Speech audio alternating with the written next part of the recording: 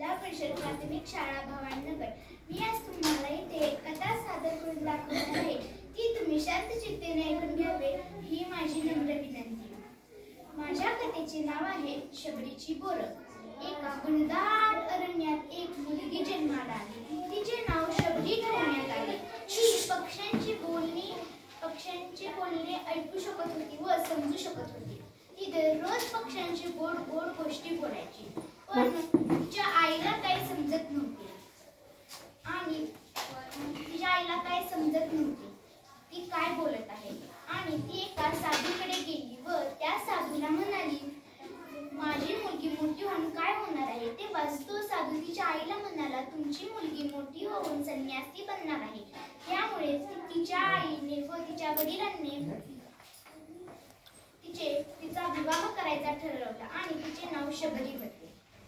आणि तिच्या घरासमोर खूप प्राणी आणून बांधले, माकड, बोकड। आणि शबरी तिच्या आई वडिलांना म्हणाली, अगं आई, आपल्या घरासमोर इतके प्राणी का बांधले आहेत।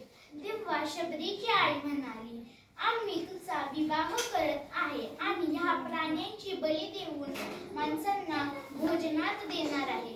हे ऐकून शबरी खूप विचारात पडली आणि खूप उशीर विचार केला व तिने मनात विचार केला की जर आपणच या विवाहामध्ये नसलो तर ह्या बिचाऱ्या प्राण्यांची बळी देण्यात येणार नाही। आणि शबरी तिथून पळून एका दूर घनदाट जंगलात पोहोचली। ते दोन साधू राहत होते। ती एका साधूच्या घरी जाऊन दररोज तिथले अंगण लोटून काढायची व साधू विचारात पडायचा की आपले हे सर्व काम दररोज कोण करत आहे। तेव्हाच एके दिवशी ती अंगण लोटताना साधूला ती शबरी दिसली। तो साधू त्या शबरीकडे गेला व तिला म्हणाला की आपण कोण आहात। तेव्हा शबरी त्यांना म्हणाली, माझे नाव शबरी आहे आणि मी शील आदिवासातली आहे। तेव्हा तो साधू तिला म्हणाला की ए मुली, तू खालच्या जातीतली आहेस, चल निघून जा इथून। आणि शबरी न काही बोलता तिथून निघून गेली व शबरी दुसऱ्या साधूकडे गेली।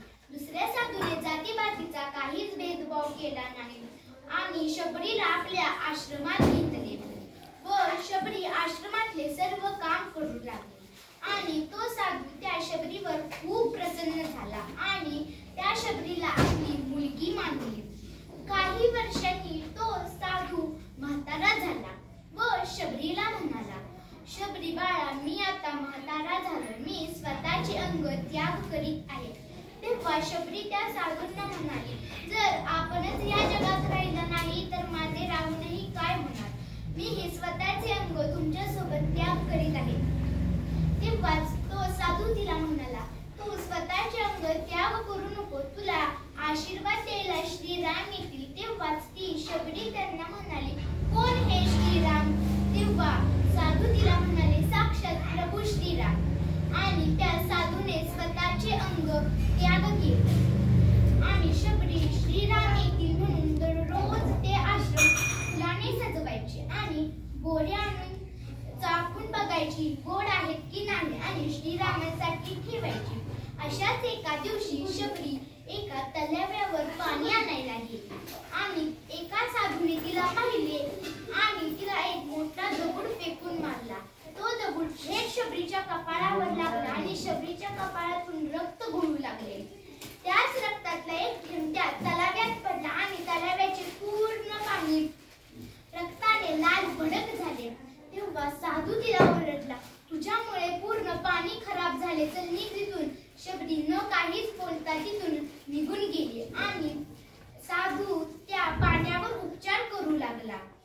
त्याने पवित्र गंगाजलचे पवित्र पाणी सुद्धा आणून त्यात टाकले तरी काही उपयोग झाला नाही। शेवटी साधू थकून गेला आणि त्याच दिवशी प्रभू श्रीराम शबरीला आशीर्वाद देण्यासाठी आले। शबरीने त्यांचे फुलांच्या दरबारात स्वागत केले आणि बोरे तोडून आणली।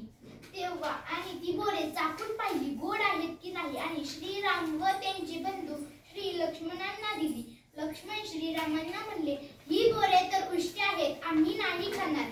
तेव्हा श्रीराम त्यांना म्हणाले, बोरे उष्टी जरी असली तरी खूप गोड आहेत। आणि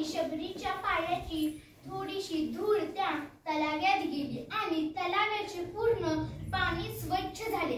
तेव्हाच श्रीराम त्या साधूला म्हणाले, तू या पाण्यावर इतके उपचार केले पण काहीच झाले नाही. या शबरीच्या पायाची थोडीशी धूळ काय त्या पाण्यात गेली, पूर्ण पाणी स्वच्छ झाले. आणि श्रीरामांनी त्या शबरीला आशीर्वाद दिला आणि शबरीने स्वतःचे अंग त्याग केले. यातून आपल्याला शिकायला मिळते की कधीही जातीपातीचा भेदभाव केला नाही. धन्यवाद.